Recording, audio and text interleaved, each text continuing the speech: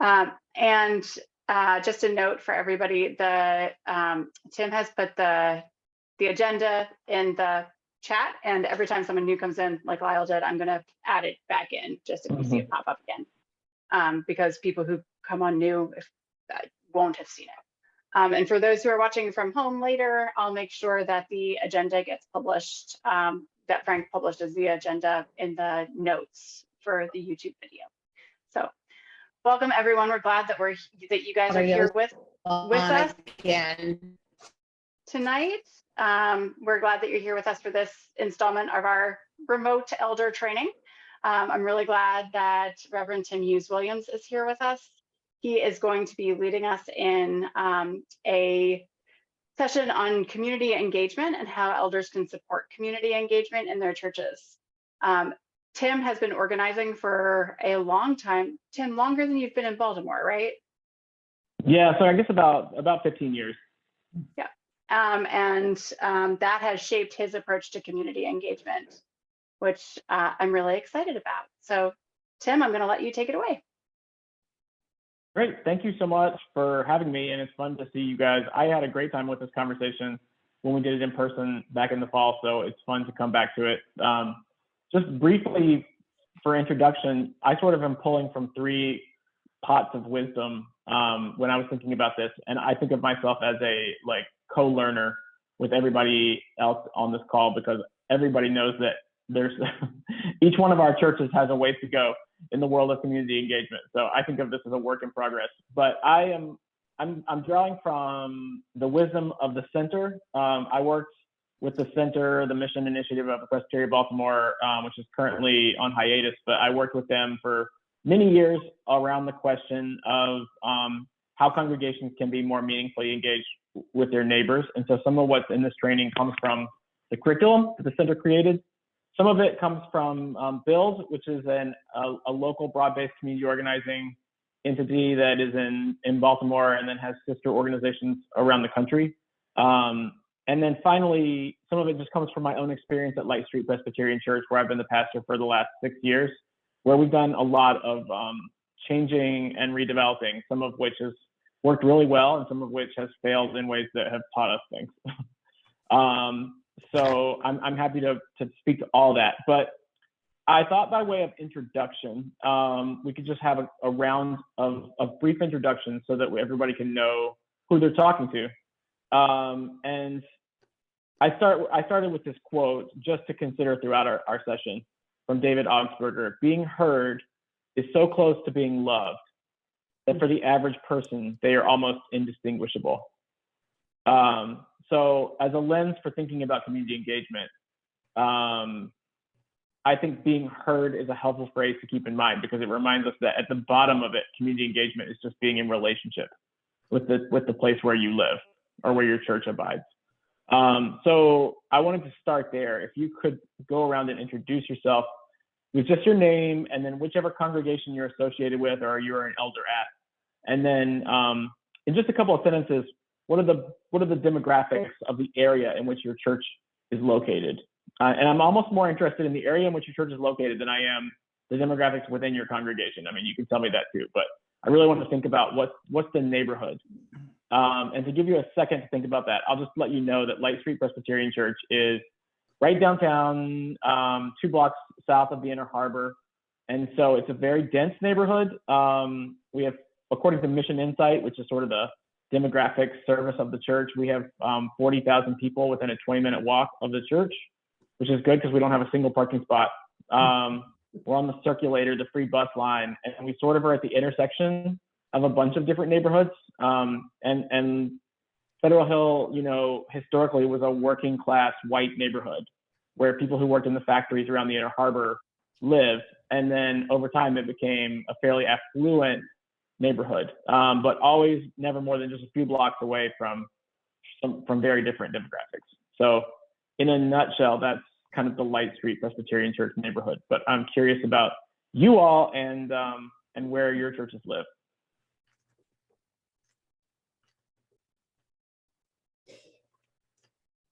And how about we just invite folks so that we don't spend so much time wondering who's going next? I'm going to invite Cecil to go.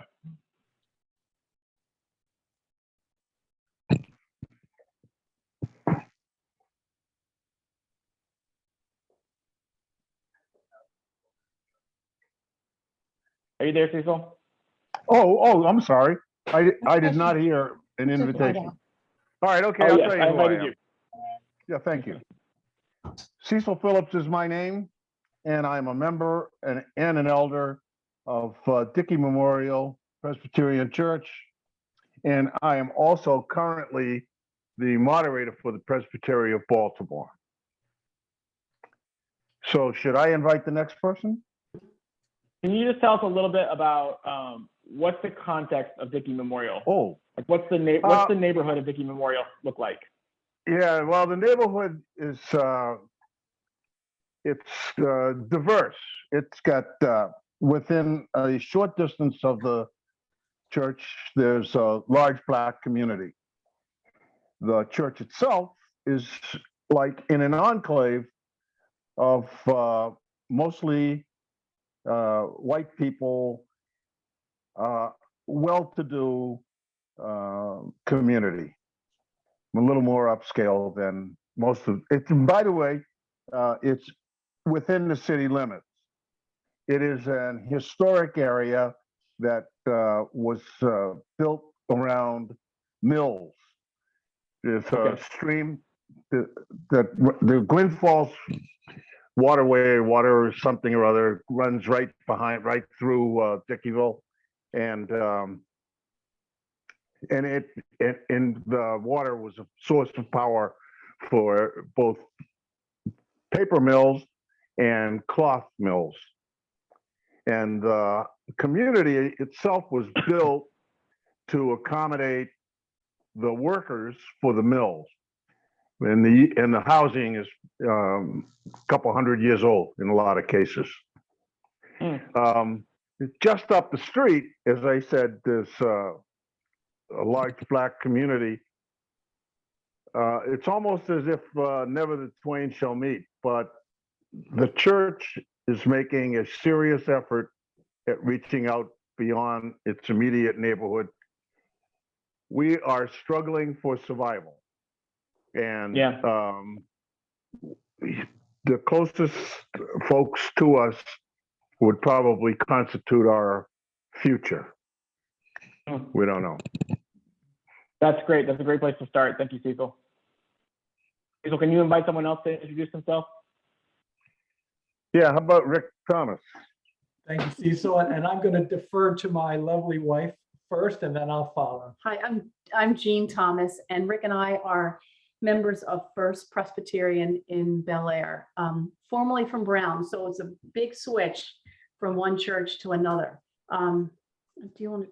And I am a deacon right now. And if you. Yep. And a little bit about our church.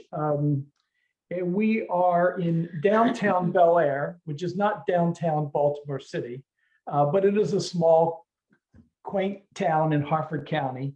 We're sort of on the edge of a middle-class neighborhood, and situated alongside of a number of small businesses. Diversity is not a word that we know how to spell. And I would say our favorite color is gray in terms of our hair. But I think on the positive side, we are gaining some new younger families that are starting to enter the church.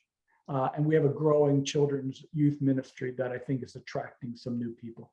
And the majority of members of the church that have been there for a while, majority of them are retired Harford County public school teachers. It is conservative. Fortunately, we have a pastor who is trying her best, and the church is growing, I think, because of her.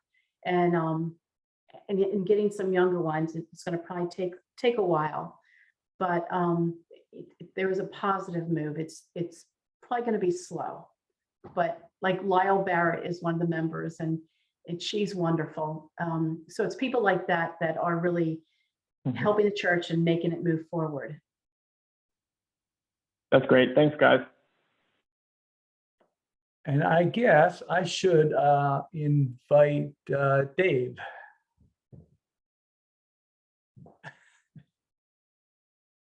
Hi, I'm Dave Pearson. I'm a member of session at First and Franklin. downtown. And First and Franklin is an urban church, and it's in transition. We're between pastors right now.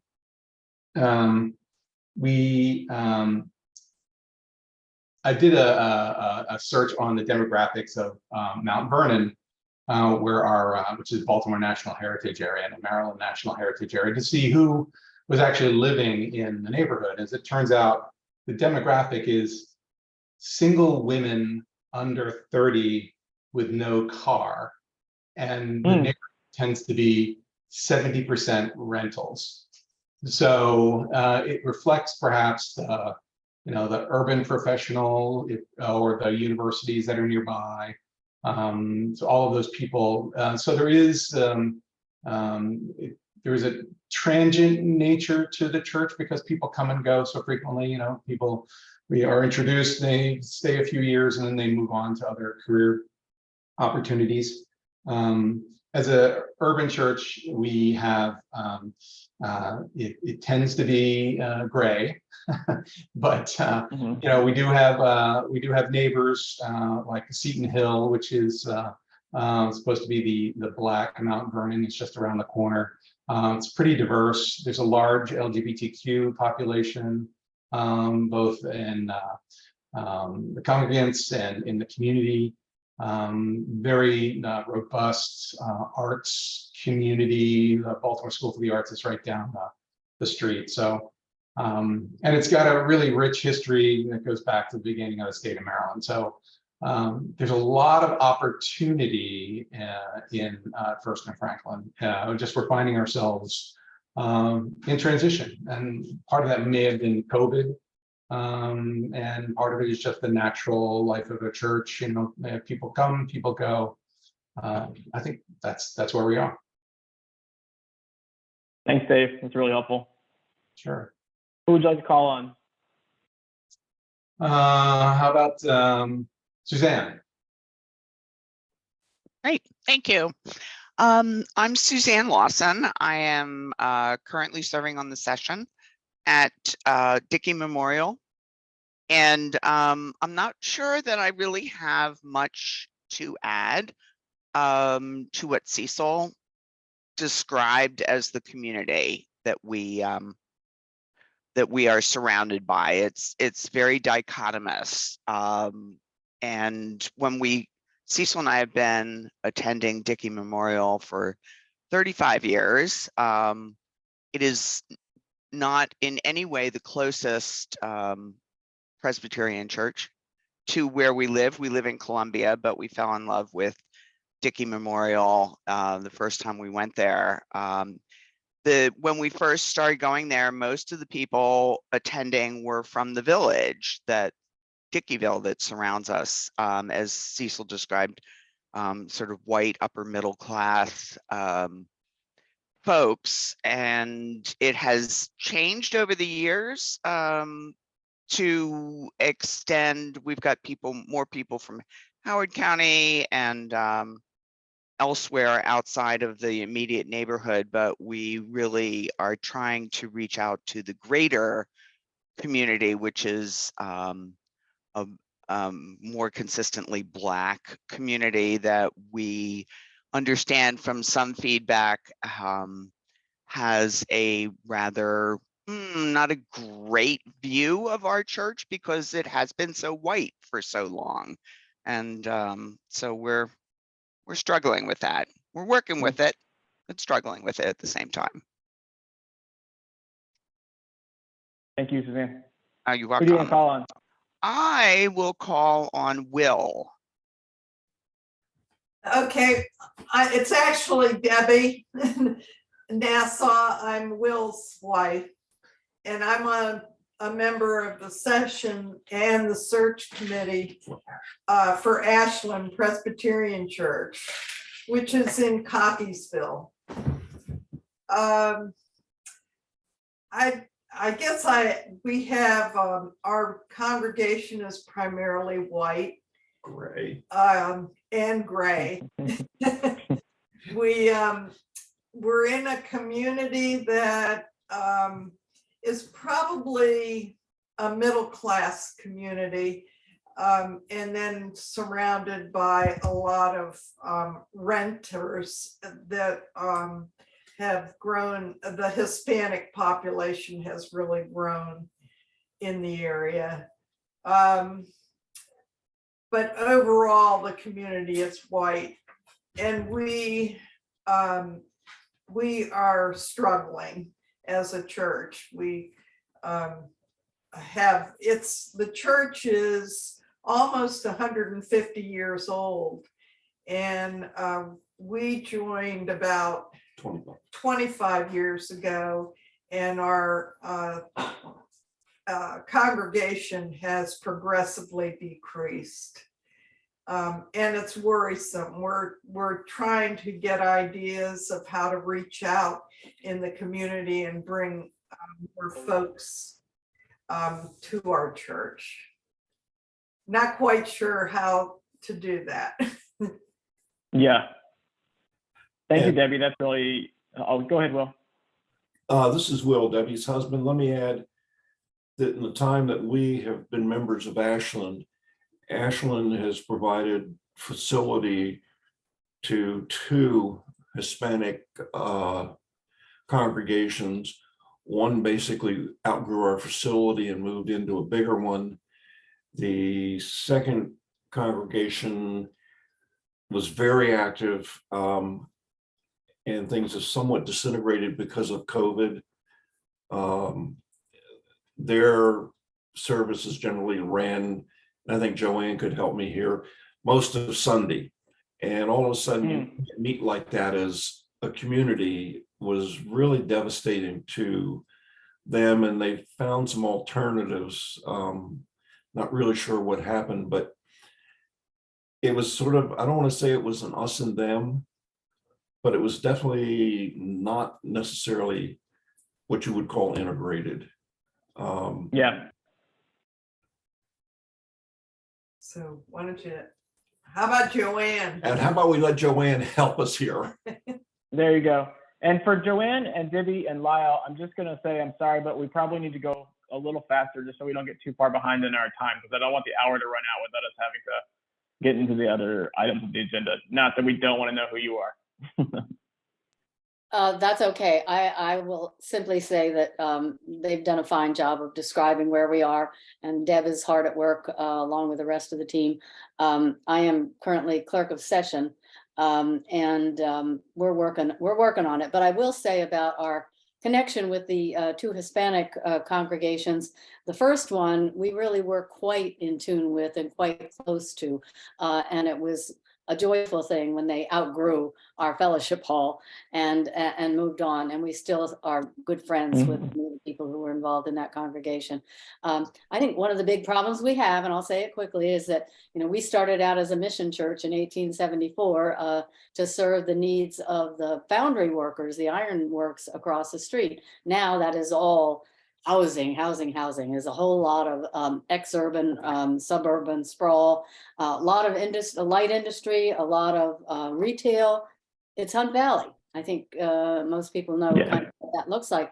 Nobody can walk to our church. You can go to the trail and, park at the NCR trail and take your life in your hands and walk on down. But that's an issue. We do have a preschool. That's very important. That's a huge part of our ministry and our outreach to the community. We don't really get very many members from the preschool. It's a very diverse group. They're a very, very diverse group, which is exciting. So that's all I have to say about that. Thank you very much. Thank you. Debbie? Hi, I'm an elder at First Presbyterian of Annapolis. We were started 1846. It's a colonial town. And the area is more affluent because to keep up those historic buildings, takes leaders and people who make more money.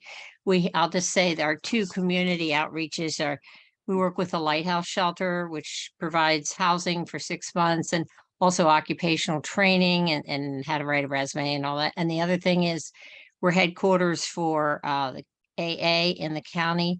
of Anne Arundel County, and we, I think they're like just under 300 meetings a week in the county. So that is our two major outreaches that is local. So thank you for being here. Great, thank you.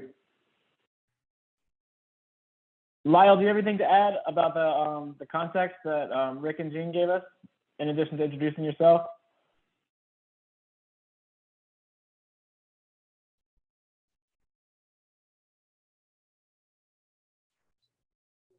Lyle, are you there?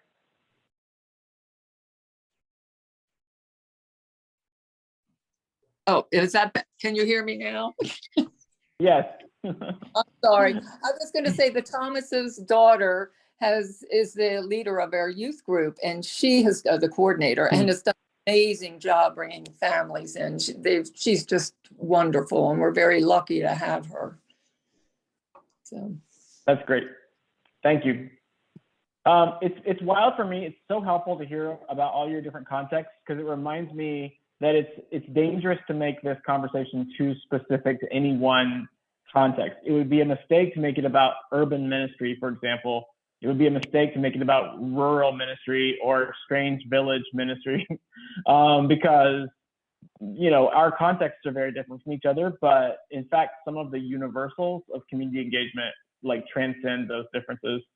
But before we go any farther, I wanted to be so bold as to ask if anyone wants to venture a definition of community engagement. Like, what are we actually talking about when we say community engagement?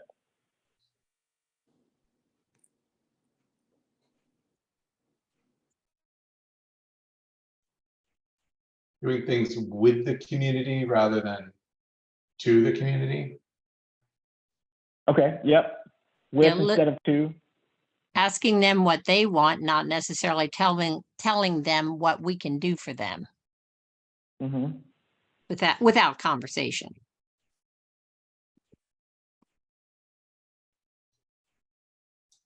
I think it also means not judging anyone who might want to become a member. I know I've just on Nextdoor Forest Hill, and someone wrote in, they were new to the area and they wanted to find a church where they would not be judged as soon as they walked in the door for anything, any reason at all. So I think that's really important as to that we welcome anyone into the churches. Yeah.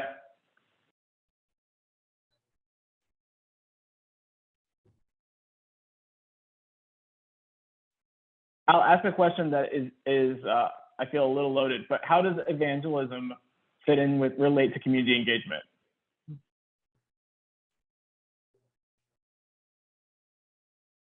Or does it? This is Joanne. We've kind of backed away from the idea of evangelism, and this is a way of engaging with the community where they are, and knowing that changes. And so our basic message is Jesus Christ, but we're not going to go out there, banging the Bible and saying, everybody, you got to come here at 10:30 every Sunday morning. Otherwise, there's no way, that you belong to us, and therefore we don't belong to you. So I would say evangelism, it's not a bad word, but it needs to be redefined, I think. Mm-hmm. Anybody else? But just attracting people instead of by our behavior, such as we go to the gay pride parade each year and we give free water and literature about gay marriage and so on and so forth. And I'm always astounded at the number of people who feel so accepted and get teary. Mm-hmm. So not to belabor this, but if we're not going out to sort of carry an explicit gospel message, which was like the old school reason for mission, then why are we going out there?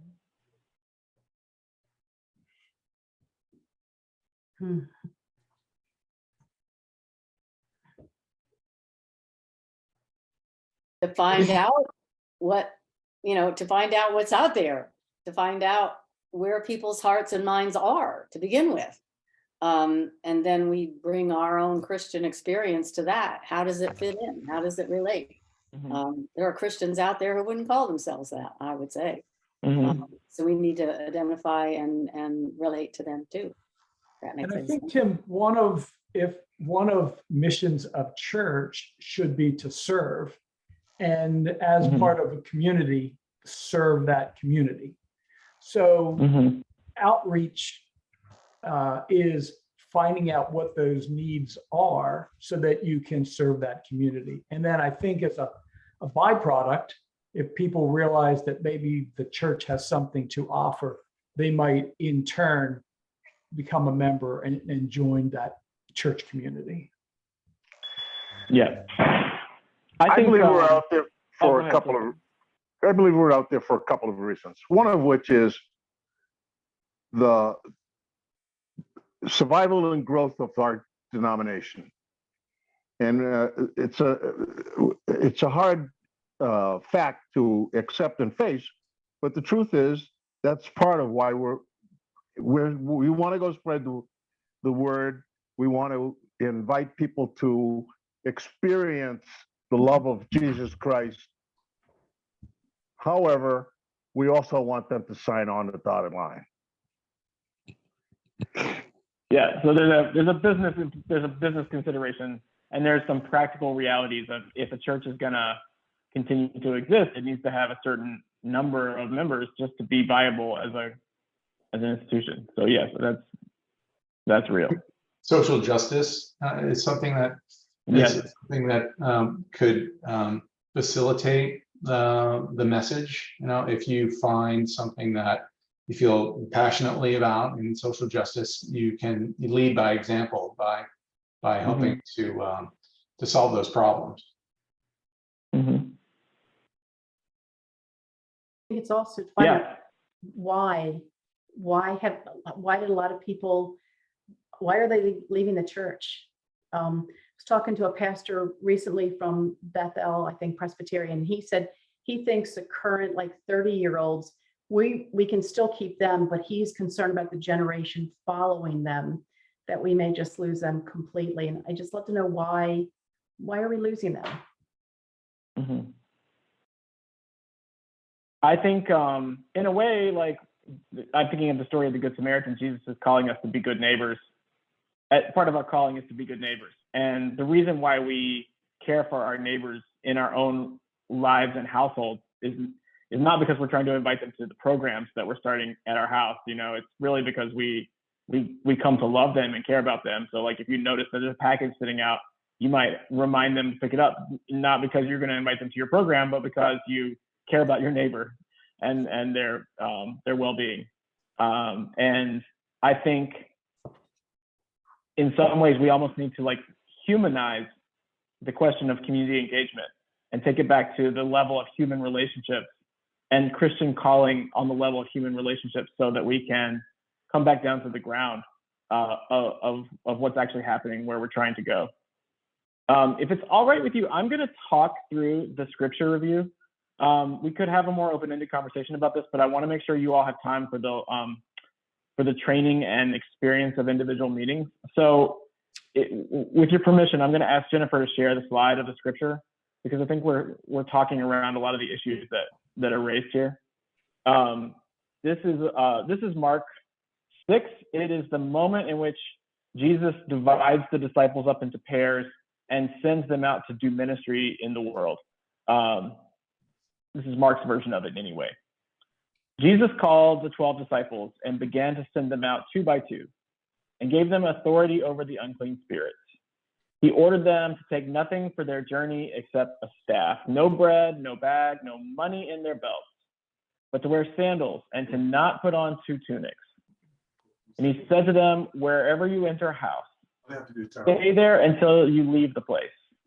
And if any place will not welcome you and they refuse to hear you, as you leave, shake off the dust that is on your feet as a testimony against them. So they went out and proclaimed that all should repent.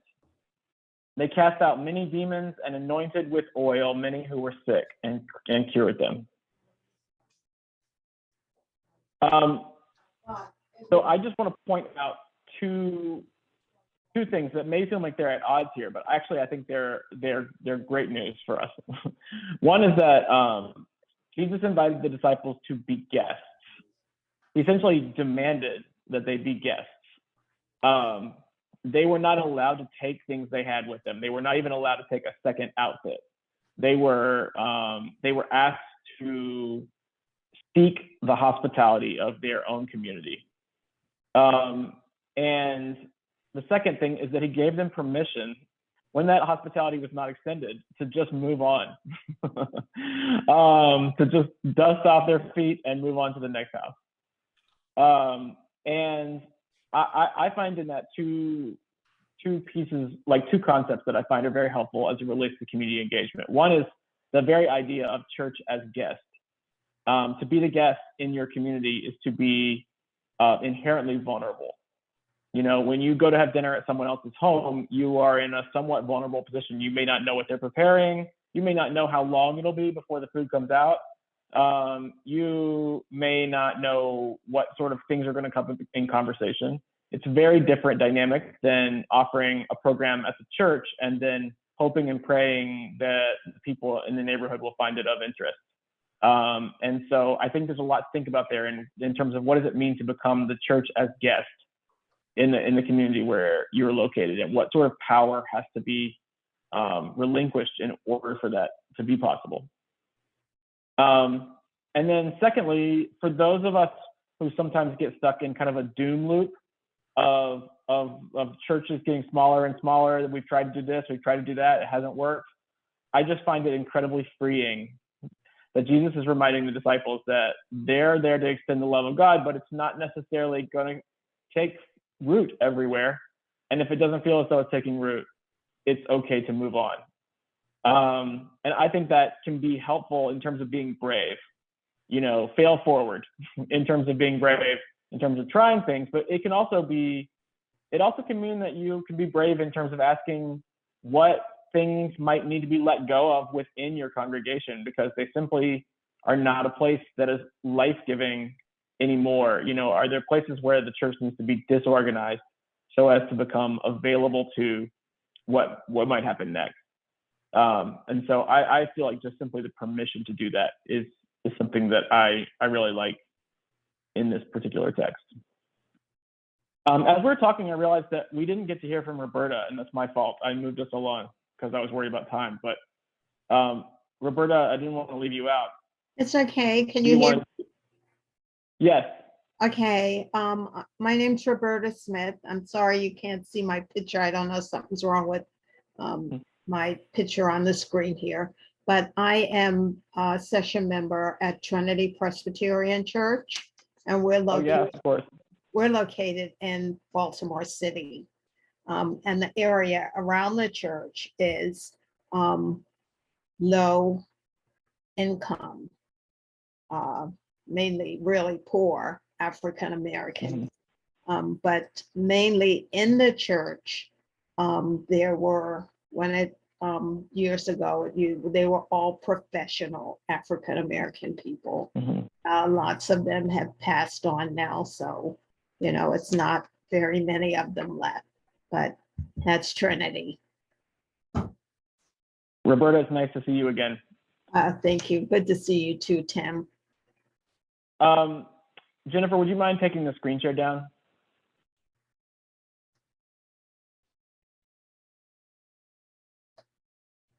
So in a minute, we're going to go into a specific skill of individual meetings. But before we do, I want to just share a little bit of context about how we've used that at Light Street Presbyterian Church.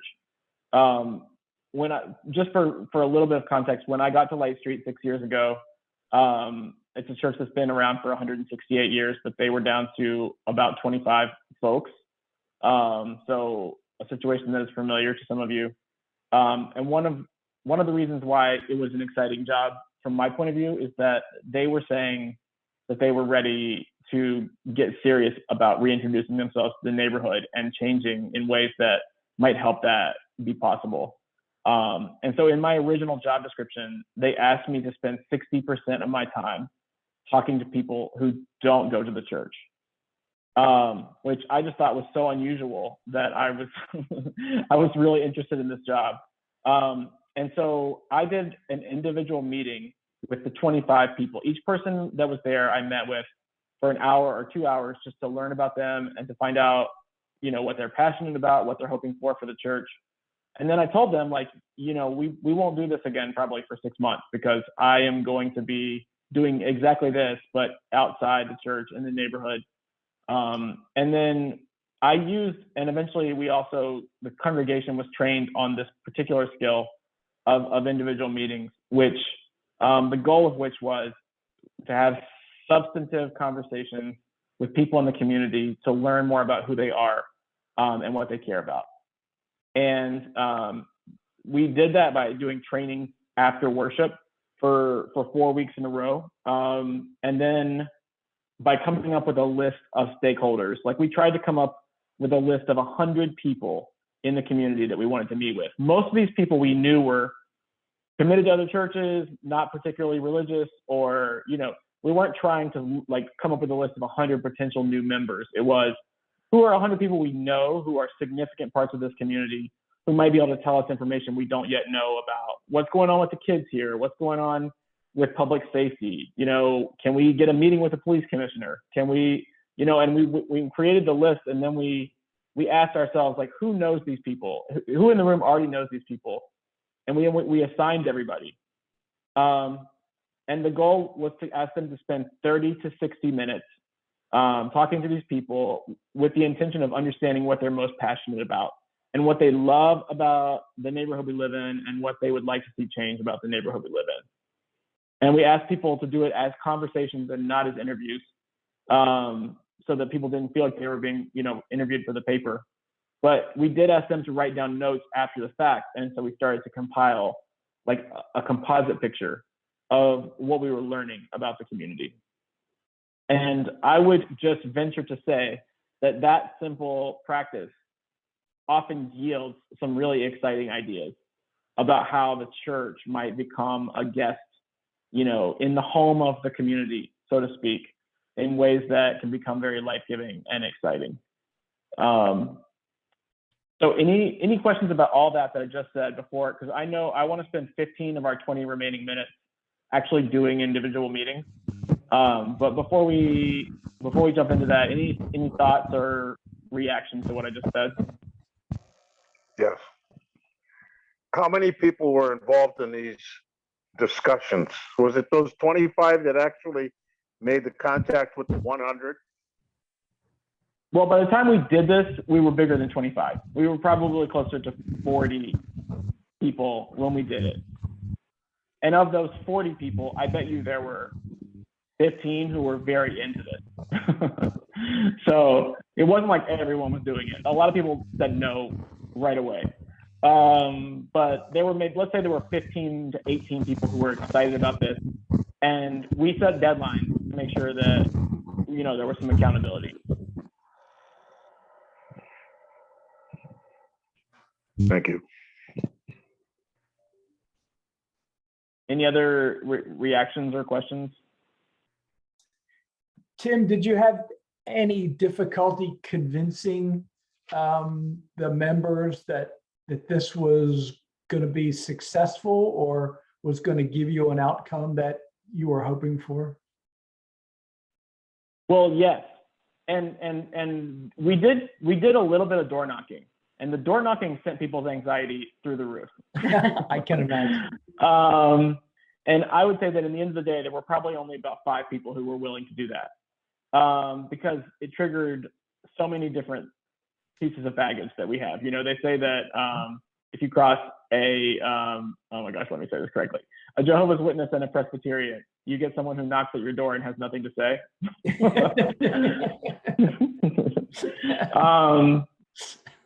So a lot of people were too uncomfortable with the idea of the door knocking, but making it very clear that we weren't asking anything of anyone other than to like learn about them as their neighbors actually set people at ease. There was no ask, you know? It was truly about learning. And so a little bit of advice I'm going to give you, and then what I'm going to do with your consent is that Jennifer is going to randomly break you guys up into pairs. So in a minute, we're going to have 15 minutes to actually do this exercise. Again, I would say 30 to 60 minutes is a good parameter for an actual meeting. But I would say that, again, this won't work for us. We're going to split the time in half. So roughly 7.5 minutes of time to talk about yourself. But if you are initiating one of these meetings, then you should be listening 70% of the time and talking 30%. Please do talk 30% of the time, otherwise it's awkward. But like the goal is to learn as much as you can and to get underneath the small talk and really find out the why of what people are saying. So sometimes people will, in passing, make a comment, and it's really good to go back and say, well, why was it so hard? You know, why was it so hard in 2018? Why was that such a bad year for the church? You mentioned that, but like go back and find out the why that sometimes people don't actually share. But again, the goal is just to listen well, to be your authentic self. We're not playing characters. This is not like a role play. So you can, if I'm meeting with Joanne, I already know Joanne, and I'm going to talk to her as a person who already knows her. But still, we can make the most of 15 minutes when it comes to learning what's going on and what you're passionate about, what you'd want to see change in the neighborhood you live in, what's something you really cherish in the neighborhood you live in. So I guess I'm going to ask Jennifer, why don't we take 10 minutes to do this today? So from that, for the next 10 minutes, Jennifer's you're going to get a random partner. If you talk for 5 minutes, that's a good time to switch over to listening. And then maybe we'll get like a 1-minute warning, Jennifer, is that okay? Before we come back? Yep, I'm just thinking that. So they'll be open for 10 minutes. Yep. Does anybody have any questions before we go into the groups? Did you have any prompts or anything that you used? I think finding out, I think a great question is, if you were the mayor of your community, what would be the first thing you would do?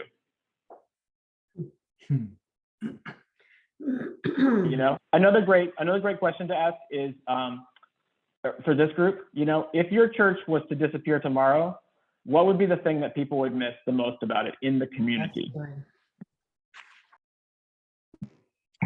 We were talking about winter relief, and Will and his wife were not familiar about that in Anne Arundel County, where each church that's involved has, the homeless for a week. That's where we got chopped off. Chopped off makes it sound so violent. Seems rather cruel. That's the preschool. So because we don't have time, I wish we had time to report out on every conversation. I'll just ask if anyone has any reflection on the practice and whether or not you can imagine a practice like that being strategically utilized by your congregation, both internally and externally. Yes. Simple as that. Yes. Mm-hmm. Yeah, Tim, you know what I would say is we teamed up with Suzanne. It being an introvert, it was surprisingly easy to have that conversation. Mm-hmm. Mm-hmm. I think it's actually helpful to know that it's going to it's helpful to have some rationale for why you're doing it and to know when it's going to be over.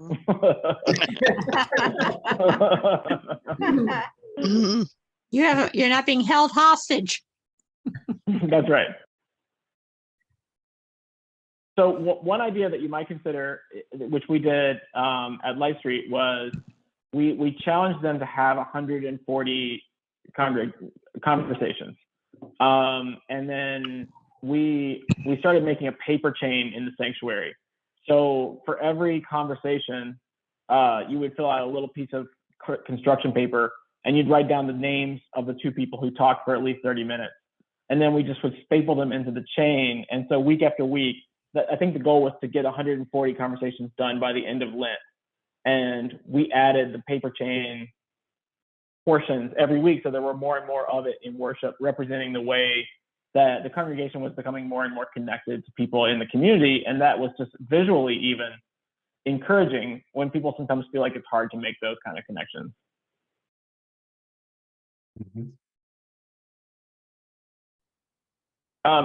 What we didn't have time to talk about, which I wish we did, is the next step, which is sort of like figuring out what you've heard and what to do about it. And, you know, there are ways to do that. There are ways to weave together a bunch of different conversations, notice the overlap, notice where the congregation's energy is, where the community's energy is, and wonder if there might be an actionable, sustainable way to start participating in that area of the life of the community. So that's just a seed, I guess, to plant. Yes, Lyle. I'm sorry, I'm on my phone, so I don't know what I'm doing. I didn't mean to do. It's okay. Sorry. No worries. Anyone else have anything to add before we close in prayer? Hey, Tim, the one thing we were talking to Suzanne, and the one word that really grabbed me is when it's our willingness to change. And I thought that word change like really hit directly, that churches have to be willing to change. And I think you've done that at Light Presbyterian. So that was, to me, a great word. Thanks, Jean. Yeah, and I think that's where the church as guest is really helpful, because when you're the guest, you can't control the culture. You know, you really are like, you're putting yourself out there. And that is, I think, where the missional aspect of it is, a willingness to be a little bit put out for the sake of learning more about the lives of the people who happen to be around us.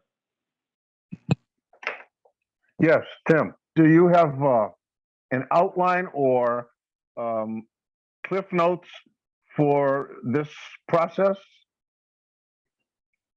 You know, no, I don't, but I can write that up. I will write that up. Thank you. Yes, I'll send it to Jennifer, and then she can send it to you. I will get it out to everybody. Can I just ask you one question, Tim? You said when you started 6 years ago, you had 25 people in your church. I'm just curious, how many do you have now? We have 70 members and probably another 30 people that we see on a regular basis.